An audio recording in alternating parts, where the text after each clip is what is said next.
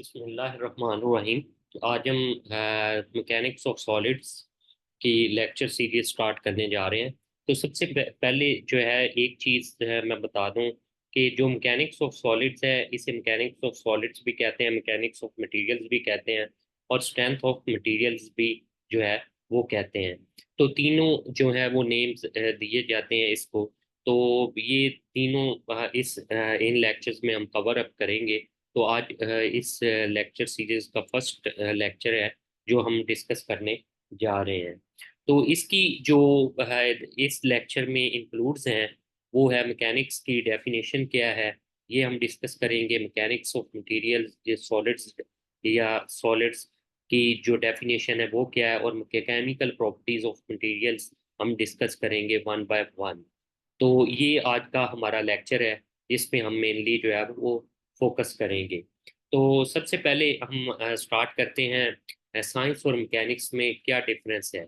तो अगर हम साइंस की जो है वो बात करते हैं, तो साइंस बेसिकली जब हम ऑब्जर्वेशंस और एक्सपेरिमेंटेशंस करते हैं तो इनके थ्रू कुछ हमें ग्रोथ ऑफ आइडियाज और इनोवेशंस मिलती हैं, that is called a science. और इन जो ग्रोथ ऑफ आइडियाज और इनोवेशंस होती हैं इनकी मदद से जो हम कंट्रीब्यूशन करते हैं humanity, that is called applied science.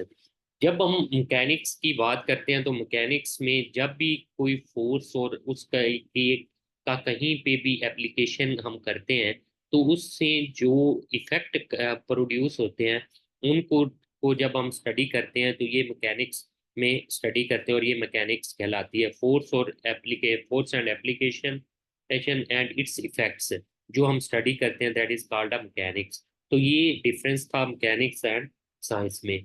तो अब हम मैकेनिक्स डेफिनेशन की बात करते हैं। तो मैकेनिक्स डेफिनेशन क्या है कि जब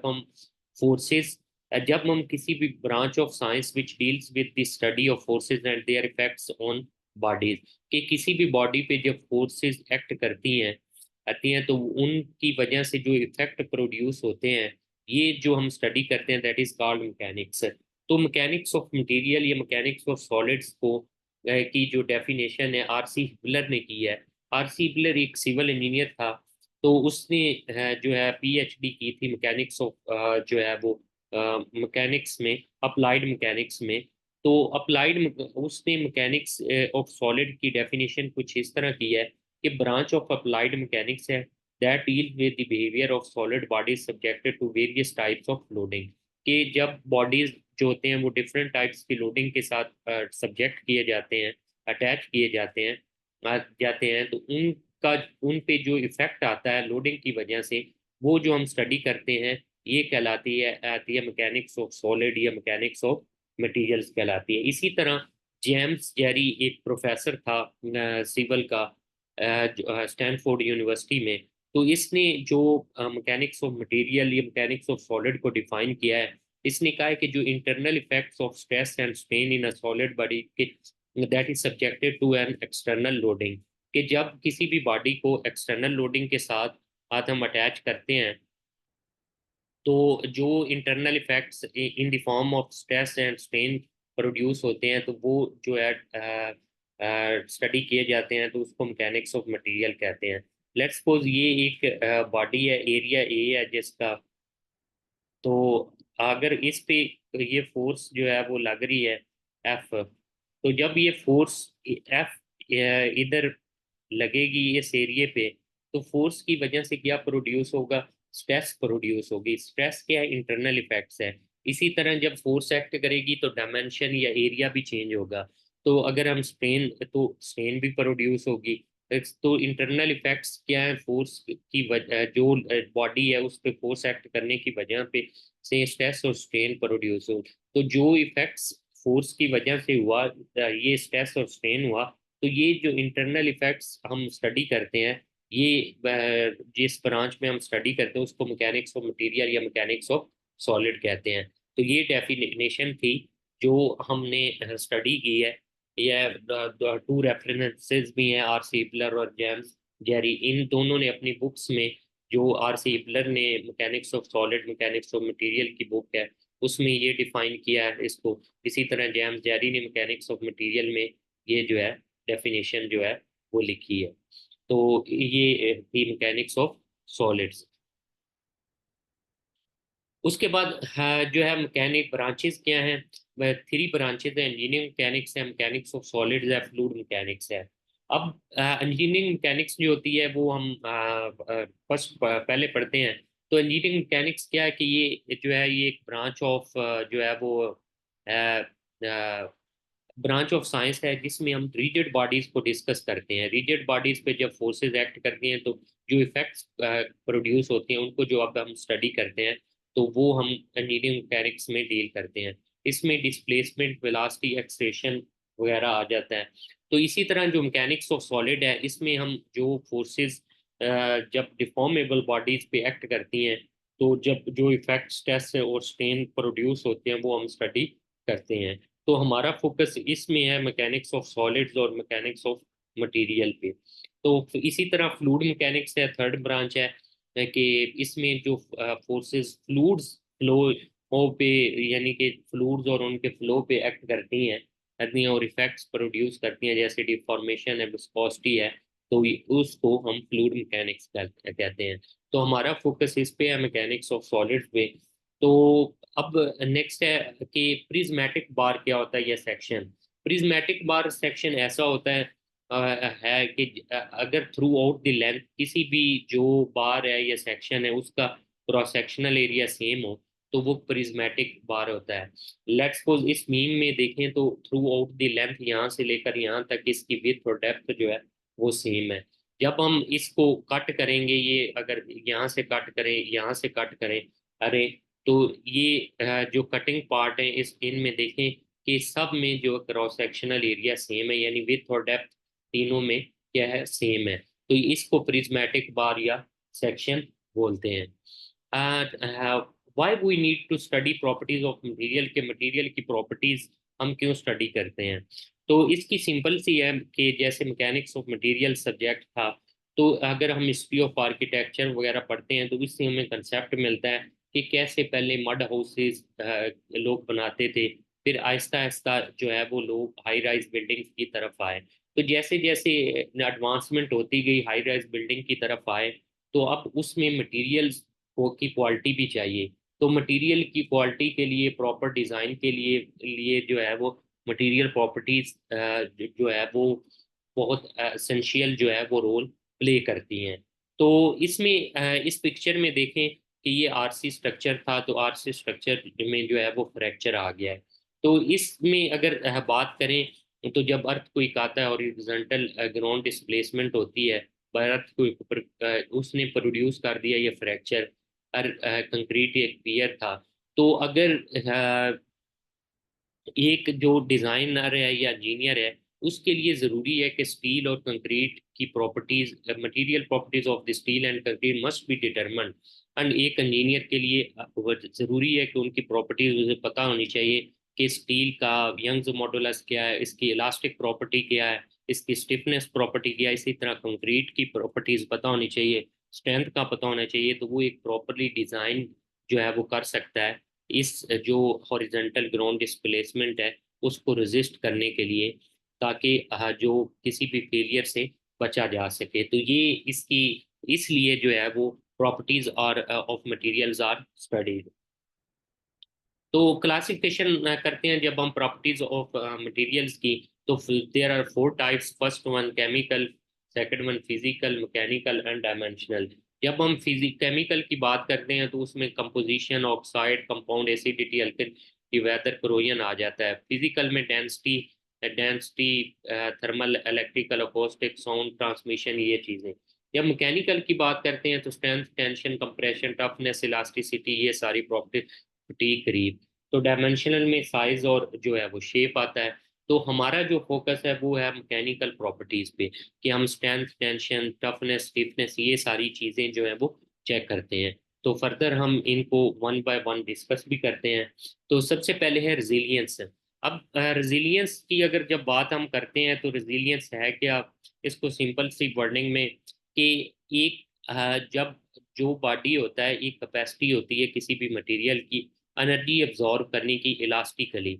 लेट्स सपोज ये एक जो है वो स्ट्रक्चर है जो खड़ा हुआ है,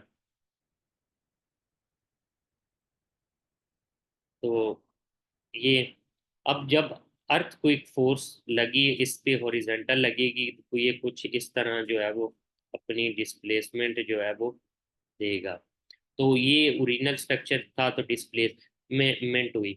जब ये हॉरिजॉन्टल फोर्स लगी अर्थक्वेक की तो यहाँ तक ये डिस्प्लेसमेंट हुई, तो यहाँ तक आने के लिए एक एनर्जी स्टोर होती है जो ये एनर्जी जब ये अर्थक्वेक फोर्स रिमूव हो जाती है तो इसे वापस लाने में जो होती है वो यूटिलाइज की जाती है। दैट इज कॉल्ड का रेजिलियंस। तो रेजिलियंस क्या है कि अब्जॉर्ब एनर्जी इलास्टिकली, जो मैक्सिमम एनर्जी इस पॉइंट तक स्टोर होती है इलास्टिक लिमिट तक, that is called a proof resilience. और प्रूफ रेजिलियंस पर यूनिट जो वॉल्यूम होता है is called modulus of resilience. तो मैं जो ये चीज होती है, the quantity gives capacity of the material to bear shocks and, तो ये एक ऐसी प्रॉपर्टी होती है जिस जो शॉक्स या वाइब्रेशन को बियर करने के लिए की एबिलिटी या कैपेसिटी रखती है। तो ये चीज़ है रेजिलियंस, जो एनर्जी अब्जॉर्ब होती है किसी इलास्टिक लिमिट तक, जब भी उस पर कोई फोर्स अप्लाई होती है, जब फोर्स को रिमूव करते हैं और वापस अपनी ओरिजिनल पोजीशन पे आता है, दैट इज कॉल्ड रेजिलियंस। तो ये मॉडुलस ऑफ रेजिलियंस था कि जब हम मैक्सिमम एनर्जी जो स्टोर होती है तो प्रूफ रेजिलियंस को जब हम पर यूनिट वॉल्यूम पे डिवाइड करते हैं तो that is called modulus of resilience. तो ये रेजिलियंस की अगर बात करें तो जैसे ये स्प्रिंग है, इस तरह प्रेस किया तो इसने एक एनर्जी स्टोर कर ली है। जब हम फोर्स रिमूव करेंगे तो ये एनर्जी जो है वो यूटिलाइज होगी और जो इसे वापस अपनी ओरिजिनल पोजीशन में लाने के लिए, तो दैट इज कॉल्ड रेजिलियंस। और रेजिलियंस परसेंटेज अगर फाइंड करना चाहें तो पहले ये देखें कि ये स्प्रिंग है, एक जैसे प्रेस प्रेस किया हुआ है, तो हाइट जो है इनिशियल हाइट है ये है, जब रिलीज किया तो इसकी हाइट बढ़ जाएगी, HR हो जाएगी रिलीजिंग हाइट। तो HR/H इनिशियल हाइट -1, तो 100 से मल्टीप्लाई करेंगे तो रेजिलियंसी परसेंटेज हमारे पास आ जाती है। इसके बाद आता है मॉडुलस ऑफ टफनेस। ये जो है वो रिवर्स है मॉडुलस ऑफ रेजिलियंस का, कि मॉडुलस ऑफ जो रेजिलियंस होता है, एनर्जी जो स्टोर होती है इलास्टिक लिमिट तक होती है, लेकिन इसमें जो है वो क्या है कि इसमें हमारे पास जो है एनर्जी जो है वो स्टोर होती है प्लास्टिक डिफॉर्मेशन तक। अबिलिटी यही है, modulus of toughness ability of material to absorb in plastic deformation. तो प्लास्टिक तक होती है। प्लास्टिक रीजन वो होता है जहाँ पे जब बॉडी आ जाता है तो वो वापस अपनी ओरिजिनल पोजीशन पे नहीं आता। It is defined as the amount of strain energy density. A strain energy density को कहते हैं strain on a unit volume of material that a given material can absorb. तो फ्रैक्चर से पहले जितनी एनर्जी जो होती है वो करता है अब्सॉर्ब, तो that is called modulus of toughness कहते हैं। तो जो मॉडुलस ऑफ टफनेस होता है उसका यूनिट जो होता है वो PSI और पास्कल भी कहते हैं। तो ये इस पिक्चर में अगर देखें तो यहाँ पे एक चीज पता चलती है। तो जब हम नेक्स्ट लेक्चर में आगे जाके स्ट्रेस स्ट्रेन डायग्राम भी पढ़ेंगे तो स्ट्रेस स्ट्रेन डायग्राम में हमें पता चलता है कि इलास्टिक रीजन क्या है, प्लास्टिक रीजन क्या है, तो अल्टीमेट स्ट्रेंथ क्या, फ्रैक्चर क्या, नेकिंग। तो जब ये जो होती है ना, ये नेकिंग होती है, ये एक नायलॉन है जिसने काफी जो है ना वो नेकिंग शो की हुई है। लार्ज डिग्री ऑफ टफनेस इसने शो की है बिफोर नेकिंग। तो नेकिंग जो होती है कि डायमीटर जो होता है ना, ये इसका एक्चुअल साइज था, तो दरमियान में देखें ये डायमीटर जो है साइज जो है इसका कम होता जाता है। तो ये जो है वो हाई डिग्री ऑफ टफनेस इसने शो किया हुआ है बिफोर फ्रैक्चर, फ्रैक्चर से पहले जो है वो शो किया है। तो ये जो होती है बेसिकली नेकिंग होती है। नेकिंग से पहले इसने high energy high degree of toughness जो है शो किया है। उसके बाद क्रीप होती है। क्रीप जो होता है स्लो एंड प्रोग्रेसिव डिफॉर्मेशन होती है किसी भी मटेरियल की with time time at constant stress is called, जो होती है वो क्रीप कहलाती है। तो क्रीप जो है dependent on temperature stresses even below the elastic limit can cause some permanent deformation. तो जब कांस्टेंट लोड की अगर बात करते हैं, जैसे टेबल पे कोई चीज़ पड़ी हुई है तो वो कांस्टेंट लोड उस पर अप्लाई कर रही है, तो उसमें स्लो एंड प्रोग्रेसिव जो होती है वो डिफॉर्मेशन होती रहती है।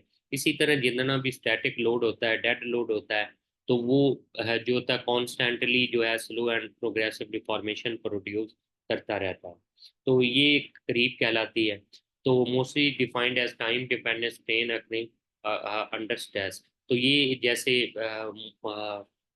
जो है वो कांस्टेंट अगर लोड या स्ट्रेस लोड लगता रहे तो स्ट्रेस प्रोड्यूस होती रहती है, और इस तरह जो है वो शेप आ जाती है, ये क्रीप जो है प्रोड्यूस है। इसी तरह ये बिफोर क्रीप है, जब लोड अप्लाई करते रहे हैं तो जैसे देखें कि कैसे जो है वो डायमेंशंस को एरिया जो है वो चेंज हुआ है ये सिलेंडर का।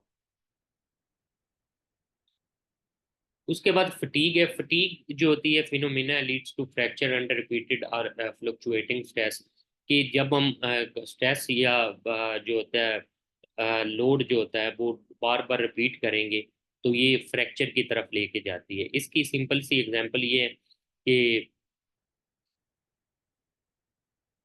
जैसे गेम में हम एक सेट लगा रहे हैं 15 का लगा रहे हैं, 15 रेपिटेशन का, फिर हम कहते हैं 15 लगा लें, 15 से हम चल के 30 लगा दें तो हम फ्रैक्चर भी हमें आ सकता है। तो लोड वही है, अगर हम 20 kg लगा रहे हैं या 40 kg लगा रहे हैं लेकिन रिपीट कर रहे हैं अगेन अगेन, तो ये हमें फ्रैक्चर की तरफ जो है वो लेके जा सकता है। That is called a fatigue. तो इसी तरह fatigue fracture are progressive beginning as minute cracks and grow under the action. जब बार बार हम रिपीट करेंगे तो ये फ्रैक्चर आ सकता है। मैनी कंपाउंड हाई स्पीड, जैसे ये इंजन या टरबाइन इंजन चलती हैं तो ये बार बार रोड लोड रिपीट हो रहा होता है, फटीग पड़ती है और इस तरह जो है वो क्रैक या फ्रैक्चर आ जाता है। उसके बाद स्ट्रेंथ। स्ट्रेंथ बड़ी इंपॉर्टेंट प्रॉपर्टी है किसी भी मटेरियल की, कि स्ट्रेंथ ऑफ जो मटेरियल होती है कैपेसिटी होती है to withstand destruction under the act, कि जब एक्सटर्नल लोड्स लगता है तो किसी भी मटेरियल की ऐसी प्रॉपर्टी होती है कि बिफोर फेलियर उसको स्टैंड रखती है, तो ये स्ट्रेंथ कहलाती है। Ability of material to withstand stress without failure, failure से पहले जितनी भी मटेरियल की प्रॉपर्टी के वह जो है स्ट्रक्चर को स्टैंड रखे, यानी कि यानी कोई फ्रैक्चर ना आए, तो वो उसकी जो होती है वो स्ट्रेंथ कहलाती है। तो इस पिक्चर में देखेंगे कि ये एक लेड पेंसिल है, लेड पेंसिल को फोर्सेस अप्लाई की हुई, तो इसके टूटने से पहले जितनी भी इसकी जो होगी वो कैपेसिटी होगी लोड बियर करने की, that is called a strength. इसी तरह ये दोनों तरफ जो है वो टेंशन फोर्सेस अप्लाई हो रही हैं, तो दोनों क्रैक या फ्रैक्चर आने से पहले जितना लोड ये बियर करेगी, ये क्या है, इसकी स्ट्रेंथ है। उसके बाद इलास्टिसिटी आ जाती है। इलास्टिसिटी एक ऐसी प्रॉपर्टी है कि एक बॉडी पे अगर अप्लाइड लोड जो लगाया होता है वो जब रिमूव करते हैं तो वो वापस अपनी ओरिजिनल पोजीशन पे आ जाए। Property power of coming back to its original position after deformation when stress, जब स्ट्रेस या लोड किसी भी बॉडी पे रिमूव कर दें तो वो अपनी ओरिजिनल पोजीशन पे आ जाए।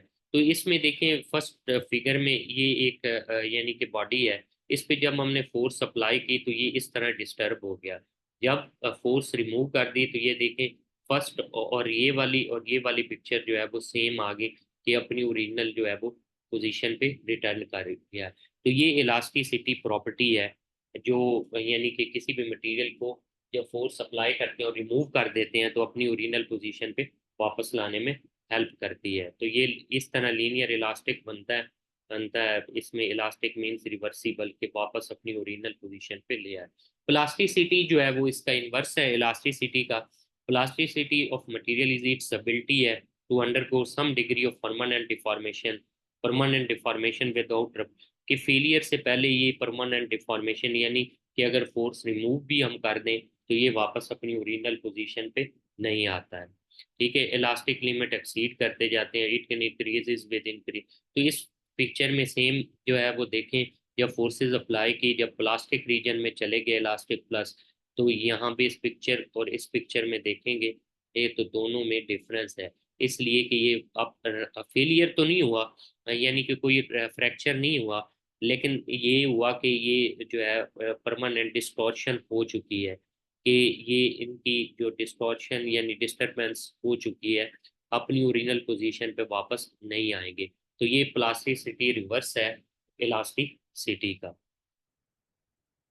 इसी तरह स्टिफनेस या रिजिडिटी है, the resistance of material to elastic deformation और डिफ्लेक्शन इज कॉल्ड स्टिफनेस और रिजिडिटी, कि किसी भी मटेरियल की जो होती है एक ऐसी प्रॉपर्टी रेजिस्ट करता है इलास्टिक डिफॉर्मेशन या डिफ्लेक्शन के अगेंस्ट, तो ये क्या स्टिफनेस कहलाती है। तो या rigidity, material suffers light deformation under load has a high degree of stiffness और रिजिड, कि जितना मटेरियल जो है वो स्टिफ या रिजिड होगा उस पे लोड अप्लाई करेंगे तो वो कम जो स्लाइट डिफॉर्मेशन जो है वो शो करेगा। तो स्टील बीम जो है वो मोर स्टिफर है और मोर रिजिड दैन एक एल्यूमिनियम बीम से। तो स्टिफनेस ऑफ मटेरियल जो है वो एक्सियल स्टिफनेस जो है वो E/A/L, ई जो है वो यंग्स मॉडुलस होता है मटेरियल का, ए क्रॉस सेक्शनल एरिया, एल जो है वो लेंथ होगी। तो ई यहाँ पे भी यंग्स मॉडुलस ऑफ मटेरियल, आई जो है मोमेंट ऑफ इनर्शिया का है क्रॉस सेक्शनल एरिया का, और एल जो है वो लेंथ है। अब डक्टिलिटी जो ऐसी प्रॉपर्टी है, it is the property of material which warn before failure, कि फेल होने से किसी भी मटेरियल के ये पहले वार्न कर देते। जैसे mild steel is ductile material, तो percentage elongation reduction in area in tension, तो ये टेंशन में जो होती है वो प्रोड्यूस होती है, is often used as empirical measure of ability. तो जैसे ये है कि ये डक्टिलिटी प्रोड्यूस हो रही है, तो यहाँ पे ये देखें जब फोर्सेस अप्लाई की तो ये नेकिंग हो रही है, ठीक है, ये बता रहा है कि एरिया में रिडक्शन हो रही है।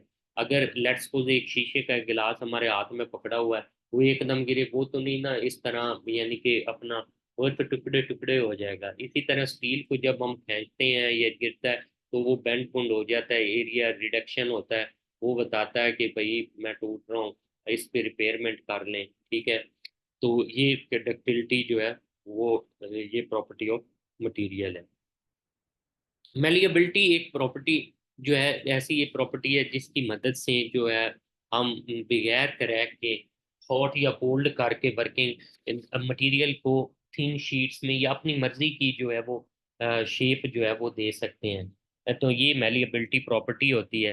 तो lead can be readily rolled and hammered into thin sheets but can be drawn into wire. तो जैसे ये है मेलिएबिलिटी, मेटल हैमर्ड जो है, गोल्ड इज द मोस्ट मेली, कि गोल्ड को हम अपनी मर्जी से कोई भी शेप जो है वो दे सकते हैं। तो ये मेलिएबिलिटी प्रॉपर्टी थी। कंपैरिजन डक्टिलिटी और डक्टिलिटी और जो है ये इंटरचेंजेबली दोनों टर्म्स हैं, लेकिन डिफरेंस जो है वो डक्टिलिटी जो है वो टेंसाइल है कि उसमें टेंशन प्रोड्यूस होती है, टेंशन, और मेलिएबिलिटी जो है वो कंप्रेस करके जो है कंप्रेशन फोर्सेस अप्लाई करके हम जो है उसको वायर्स या शीट्स में तब्दील करते हैं। तो ये दोनों में डिफरेंस है डक्टिलिटी एंड मेलिएबिलिटी में। तो जैसे ये शीट्स वगैरह हम बना सकते हैं मेलिएबिलिटीज में, डक्टिलिटी डक्टाइलिटी में ये टेंसाइल क्वालिटी होती है और मेलिएबिलिटी में कंप्रेसिव होती है। उसके बाद हार्डनेस है। हार्डनेस एक ऐसी फंडामेंटल प्रॉपर्टी है क्लोजली रिलेटेड टू स्ट्रेंथ की होती है, लेकिन इसमें स्ट्रेंथ इसमें जो होता है जब हम ability of a material to resist scratch करते हैं, अब्रेजन, कटिंग या इंडेंटेशन करते हैं या पेनिट्रेशन करते हैं, तो उसके दरमियान के दौरान जो है वो रेजिस्ट करती है, तो इसको हार्डनेस कहते हैं। तो हार्डनेस के जो डिटरमिन करने के लिए ब्रिनल है, रॉकवेल है और विकर्स मेथड्स जो होते हैं वो यूज करते हैं। जैसे ये एक स्क्रैच लग रहा है, ठीक है, जितना मटेरियल हार्ड होगा वहां पे जो जो होगी वो रेजिस्ट करेगा, ठीक है। तो इसी तरह ये अगर एक आप स्टील को छुरी से काटना चाहें या प्लास्टिक को, तो प्लास्टिक कट जाएगा लेकिन जो स्टील है वो नहीं कटेगा छुरी से, तो नाइफ से। तो ये चीज है कि उसकी हार्डनेस जो है वो ज्यादा है एज कंपेयर टू रबड़। तो ये प्रॉपर्टी है जो रेजिस्ट करती है अगेंस्ट क्रैचिंग, एब्रेजन या कटिंग के। तो लास्ट पे है ब्रिटलनेस। ब्रिटलनेस जो होती है ऐसी प्रॉपर्टी होती है जो ब्रेक हो जाती है विदाउट मच परमानेंट डिस्टॉर्शन, यानी ये फेल होने से पहले पहले वार्न नहीं करती है, और परमानेंट एंड जो है डिस्टॉर्शन से पहले ही जो है वो ब्रेक हो जाती है।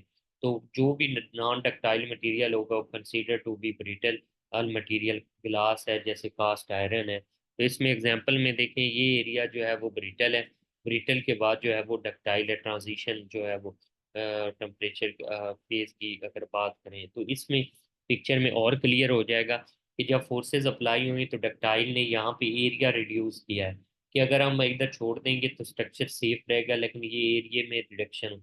लेकिन ब्रिटल ने किया गया कि ये दो टुकड़े हो गया, कि बिफोर जो है वो यानी कि ना इसने वार्न किए बगैर ही ये फेल हो जाएगा। तो ये ब्रिटल, अगर मटेरियल की जैसे बात करते हैं, कंक्रीट यूज होती है, तो कंक्रीट एक जैसे प्लास्टिक है, प्लास्टिक एक जो है वो ब्रिटल है, ठीक है, ब्रिटल फेलियर कहते हैं इसे। इसी तरह जो स्टील है वो क्या होता है, एक डक्टाइल जो है फेलियर होता है। तो आज का ये लेक्चर था। Thank you very much for your attention. तो इस चैन तो इस लेक्चर में हमने जो है वो मैकेनिक्स का इंट्रोडक्शन पढ़ा है, डेफिनेशन पढ़ी है, और जो है मैकेनिकल प्रॉपर्टीज जो है वो कवर अप की हैं। तो आई होप आपको ये लेक्चर अच्छा लगा होगा। इस चैनल को लाइक और सब्सक्राइब कीजिएगा, ताकि आपको नई आने वाली वीडियोस जो है वो भी मिल जाएं। तो इंशाल्लाह हम नेक्स्ट वीडियो में मिलेंगे, लेक्चर 2 में। आज के लिए इतना ही।